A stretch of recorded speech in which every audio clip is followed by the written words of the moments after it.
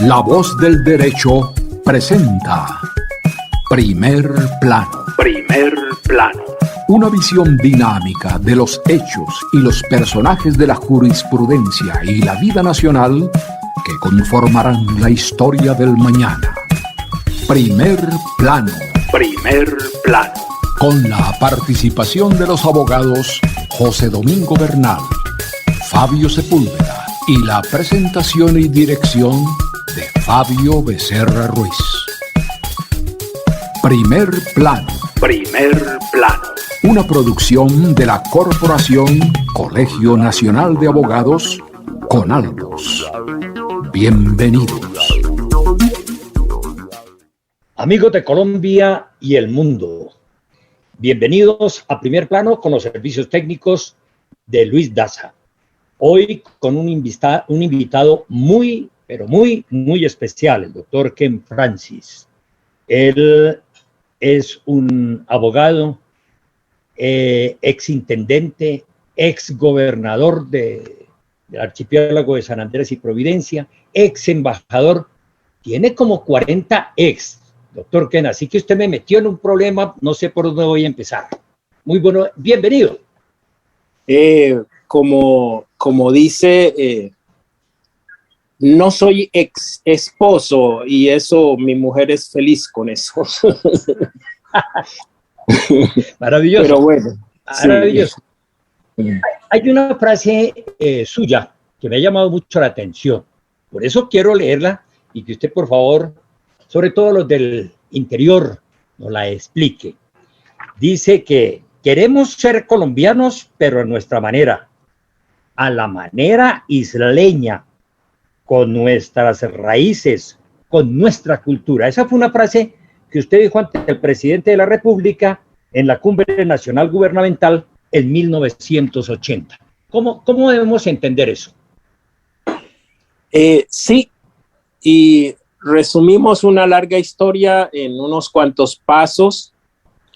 La vida de nosotros en el archipiélago Los Originarios cambió muy bruscamente con la entrada de la Ley 127 de 1959. Es la ley de Puerto Libre después del mandato de Rojas Pinilla, pero que impuso que los colombianos pudieran venir a adquirir mercancías importadas y con un cupo sin pagar impuestos.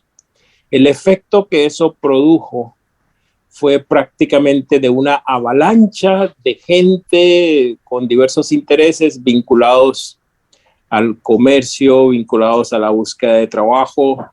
Se volvió nuestro territorio como en una mina a cielo abierto, en donde esos impactos todavía hoy estamos sintiendo graves resultados que nos afectó y prácticamente en nuestros elementos más importantes que constituye un pueblo, unas personas como nosotros que somos un grupo étnico, pero que la avalancha de gente de otras procedencias y con unos intereses manifiestamente de exploración y de explotación económica nos objetivizó, nos volvió cosas. Y pudimos en el año 80, yo estaba presidiendo la Casa de la Cultura que nació en el 69 como una expresión de resistencia, porque decíamos allá que éramos mucho más que playas y de televisores, que era lo que venían a comprar en la época. Y estábamos sintiendo, como lo estamos sintiendo hoy, un desplazamiento cultural, un desplazamiento, una imposición de ser lo que no somos. Bueno, y pudimos advertir desde ese tiempo a la cumbre gubernamental de cómo estábamos siendo avasallados y desplazados en propia tierra. Así que, bueno, esa es la lucha hoy, que después obtuvimos el artículo 310 de la Constitución del 91, después un decreto para hacer control de la densidad de población, pero hace falta como que políticas para lograr salvaguardar los pueblos de Colombia y el pueblo del archipiélago, que por fortuna también pude tener el honor y el privilegio de hablar ante la Corte Internacional de Justicia para decirles que nosotros estamos presentes hace 4 siglos, antes de que se constituyeran estados en este continente americano. Los raizales ya existíamos. Doctor Ken Francisco, llega usted a un punto supremamente importante, porque es que le cupo a usted en fortuna ser el último intendente especial y el primer gobernador. Al convertirse el archipiélago en un departamento, ¿no ha mejorado esa situación? ¿En qué incidió para los raizales ese cambio? La organización política, digamos, en la igualdad de tipo administrativo de todos los territorios, no implicó una política que pudiera tener un contenido de preservación del grupo étnico que constituimos. Y obviamente los cambios que han sucedido no han sido precisamente para mejorar las circunstancias. Nosotros constituimos aquí una economía hace más de 150 años en torno a la siembra y producción y exportación de cocos, y eso significó para nosotros una armonía de tipo social en el desarrollo de la comunidad del archipiélago y una organización en donde desarrollamos ciertas instituciones culturales que casi nos permitieron un autogobierno, un buen comportamiento, un registro de años y años sin comisión de delitos contra la integridad personal, ni muertes violentas y ese tipo de cosas, un buen comportamiento. Y a partir de los años 50, donde se modifica la composición entonces social del archipiélago, entonces también llegan una serie de deterioros en la conducta social, en la coherencia social, que pues nosotros que lo hemos vivido por tener más de 70 años, nos damos cuenta cómo se ha deteriorado, y eso que otros llamaron paraíso, pues se ha perdido. Así que, bueno, seguimos en esa lucha. Se está organizando hace años aquí una autoridad raizal que pueda ejercer unas jurisdicciones fundamentalmente para defender la ecología, el medio ambiente y sobre todo defender los elementos culturales que constituyen el pueblo, para poder entonces nosotros evitar la extinción cultural y la extinción a que estamos sometidos en este archipiélago, y generar también acciones para recobrar una sostenibilidad que permita, a partir de evitar el sobrepoblamiento que estamos experimentando, poder eliminar los factores que más deterioran el ambiente del archipiélago. Muy bien, doctor Ken. Llegué aquí a una serie de preguntas que tengo aquí. La intervención suya en La Haya, que ha sido comentada aquí al interior del país, ¿por qué no nos cuenta algo sobre ese particular que sin duda alguna ha de traernos mayor conocimiento sobre las situaciones que se presentan en el archipiélago? Sí, señor. Sabiendo nosotros que se ha constituido la Corte Internacional de Justicia, sobre todo en torno a disputas territoriales entre los diversos estados, también hemos visto históricamente, en historia reciente, cómo la presencia de personas que constituyen el factor humano, la esencia de todos los esfuerzos por defender los derechos humanos, también han sido observados por quienes, como jueces, tienen en sus manos definiciones de tipo territorial. Y por eso, desde el año 2001, venimos insistiendo nosotros presentamos una carta frente al presidente Andrés Pastrana el 10 de diciembre del año 2001, 4 días después de conocerse la demanda de Nicaragua por nuestro territorio ante la Corte Internacional de La Haya, y lo que pretendíamos desde ese entonces, durante todo ese proceso donde la gente fue el señor embajador Julio Londoño,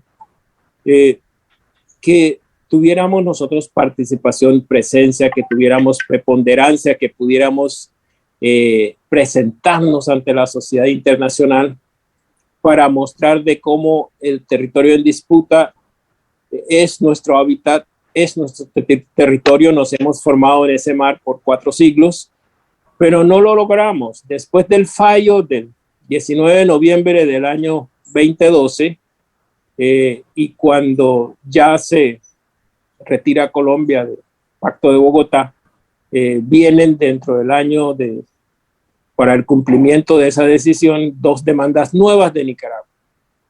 Y bueno, vicisitudes, incertidumbre. En nuestro país primero dijeron que no harían presencia para contestar esas demandas, y nosotros tuvimos la fortuna, en presencia del señor presidente Juan Manuel Santos, explicar y volver a insistir en que el mejor escenario era estar presente para nosotros en medio de todas las negativas posiciones.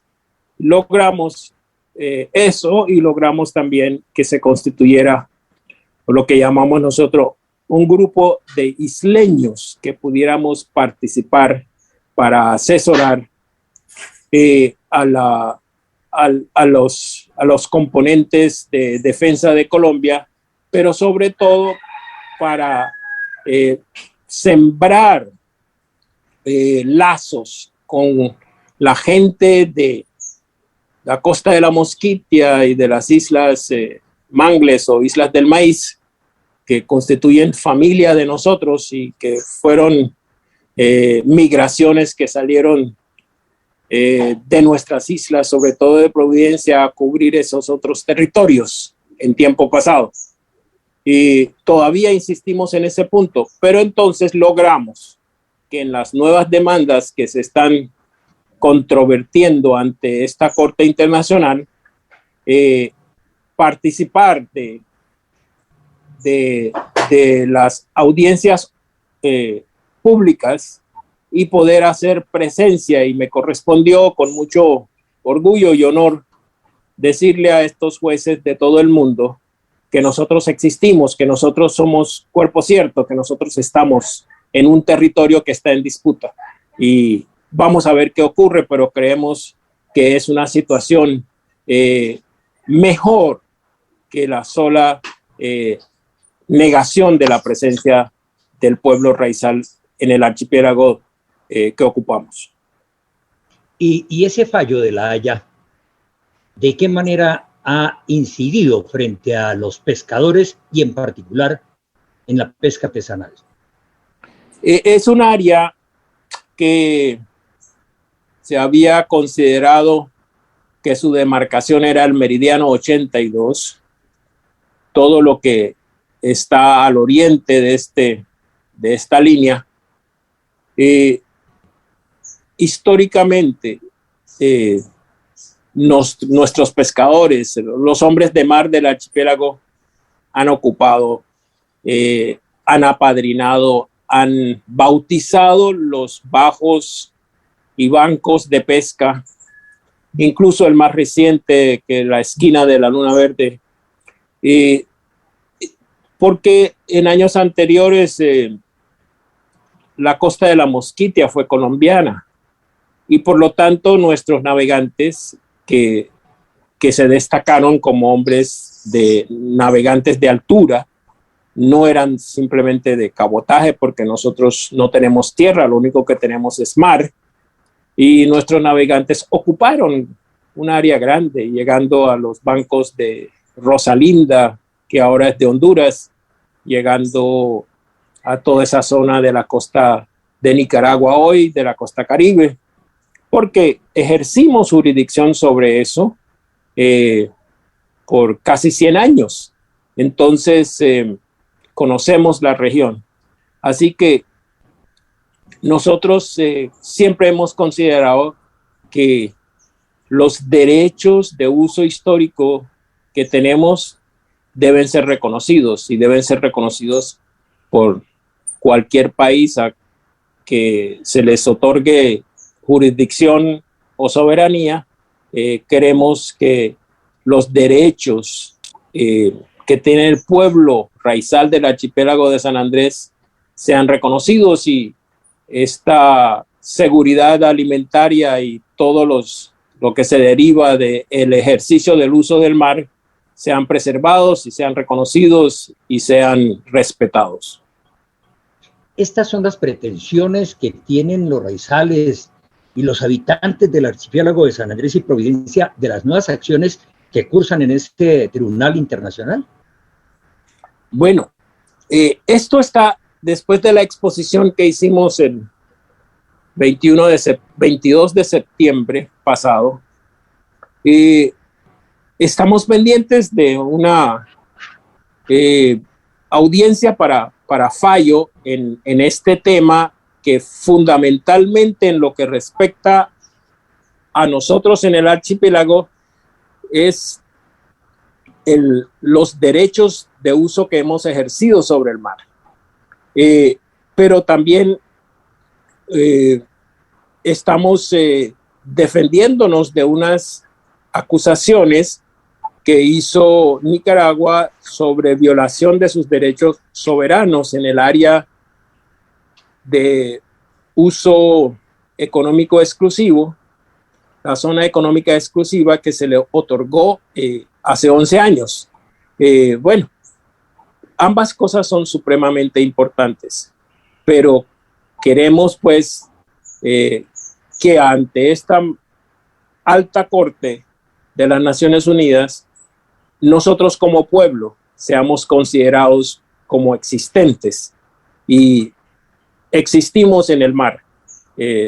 Así que tenemos mucha expectativa de cómo se va a pronunciar este cuerpo, pero sobre todo nosotros consideramos que hay muchas acciones que hay que desarrollarse porque lo que necesitamos es generar convivencia, generar armonía, generar respeto al medio ambiente y a la zona que constituye para nosotros una forma de vida y que debe hacerlo no solamente en favor de nosotros, sino en favor de todos los pueblos originarios que existen en esta cuenca.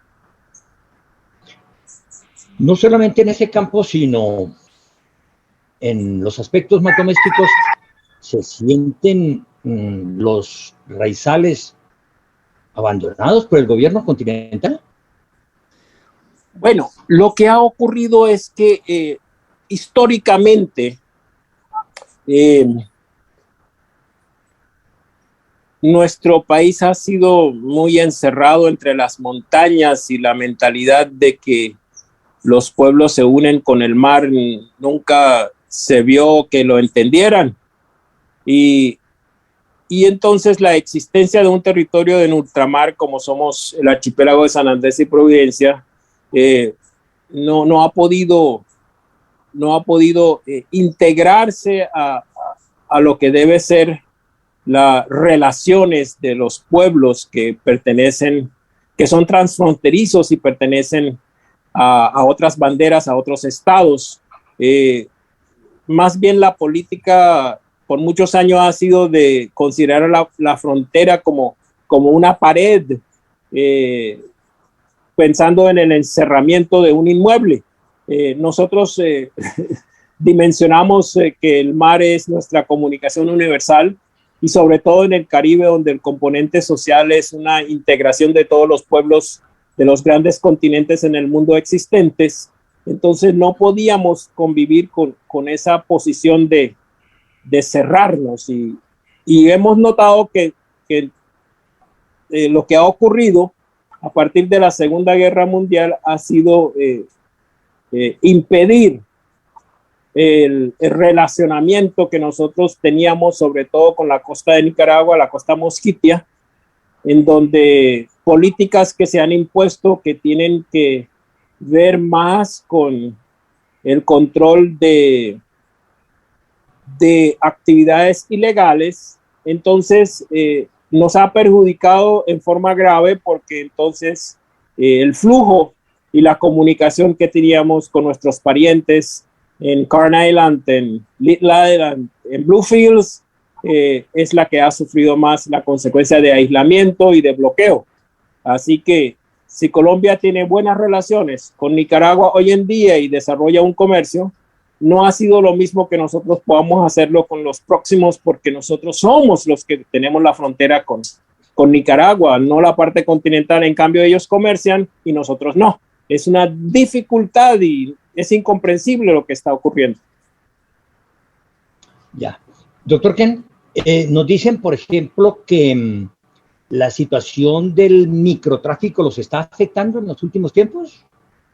Totalmente, no solo eso, usted sabe que en los años antes de 1980 hubo mucho movimiento de autodeterminación en la República de Nicaragua y después del triunfo de los sandinistas se incrementó como una especie de tráfico ilegal de armas y bueno, en complemento con lo que antes, a comienzos de los años 70, para nosotros era tráfico ilegal de la marihuana y después otros estupefacientes como la cocaína.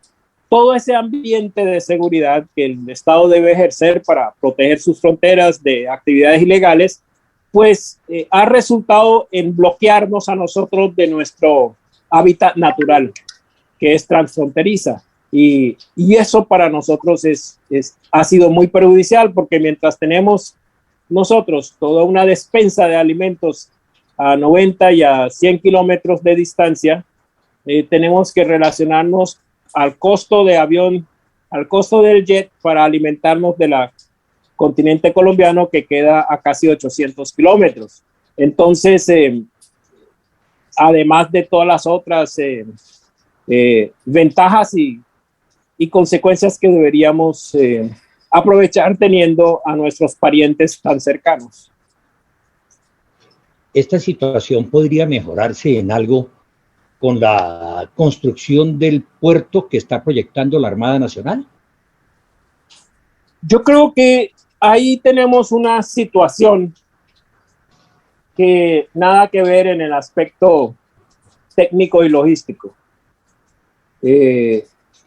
Sobre todo que es un proyecto que ha entrado en conflicto con los luchadores de la defensa ambientalista de la cuenca del Bauden en la isla de Providencia, en donde se le pide a estas instituciones militares que reconsideren, porque entra en conflicto con todas las aspiraciones de los pescadores organizados y de la defensa del flujo de los manglares y una serie de zonas que son muy importantes.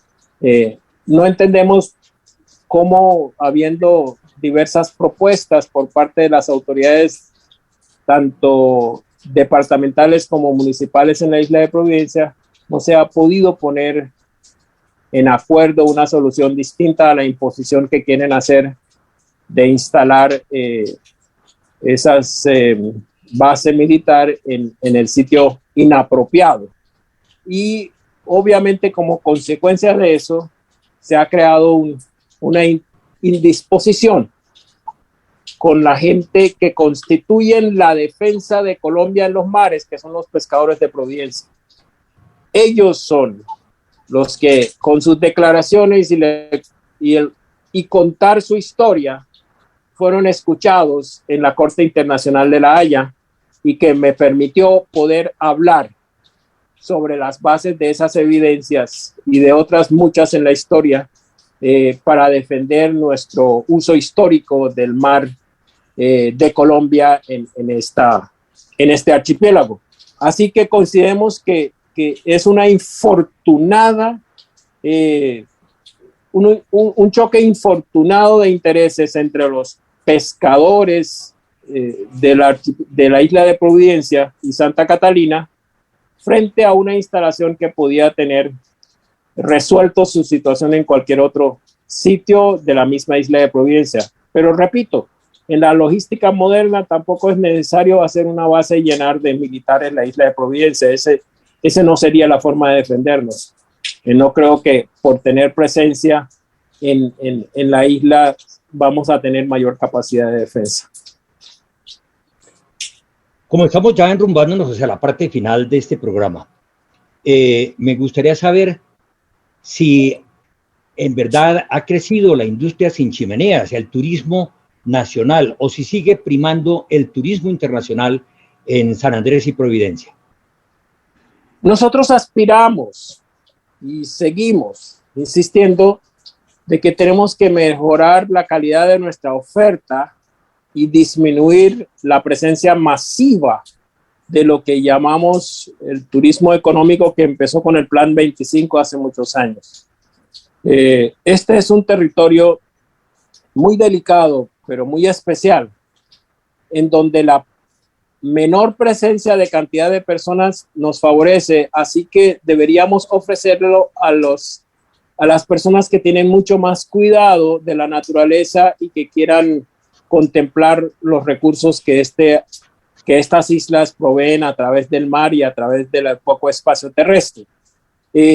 No creemos que aumentando la presencia de más de 1 millón, como está ocurriendo ahora, de visitantes al año, vaya a hacer un mejorestar económico. Al contrario, los daños que se producen por la presencia de 1 millón de personas visitantes al año, más casi 100,000 habitantes permanentes, está produciendo daños en nuestra ecología, en nuestra armonía social, que todas las utilidades juntas no podrían resolver para evitar. Así que tenemos que tomar unas consideraciones importantes para evacuar la sobrepoblación de este archipiélago y tener una política acordada para poder ofrecer este jardín a quienes puedan venir a verlo sin dañarlo. El archipiélago está sufriendo, y los cambios y los daños y los impactos ecológicos sobre la tercera barrera arrecifal del mundo, como es la barrera coralina del archipiélago de San Andrés y Providencia, está siendo afectado, y es la primera en variedad de especies. Así que todas estas cosas van a ser muy importantes tomarlo, como lo estamos proponiendo, en una forma transfronteriza, para que otros países como Panamá, Costa Rica, Honduras, Jamaica, podamos sentarnos y conversar sobre cómo defender el seaflower. El seaflower es lo que la UNESCO calificó esta área para preservarlo como Reserva Mundial de Biosfera. Y entonces esto es importante porque con el cambio climático y otros factores no podemos aplazar consideraciones importantes para la preservación ecológica de nuestro medio. Doctor Ken, muchísimas gracias, un feliz día y muchas gracias por la defensa que hace usted de ese lindo archipiélago. Muchas gracias a ustedes. Feliz día. Que estén muy bien. La Voz del Derecho presentó Primer Plano. Primer Plano. Una visión dinámica de los hechos y los personajes de la jurisprudencia y la vida nacional que conformarán la historia del mañana. Primer Plano. Primer Plano. Con la participación de los abogados José Domingo Bernal, Fabio Sepúlveda y la presentación y dirección de Fabio Becerra Ruiz. Primer Plano. Una producción de la Corporación Colegio Nacional de Abogados, CONALBOS.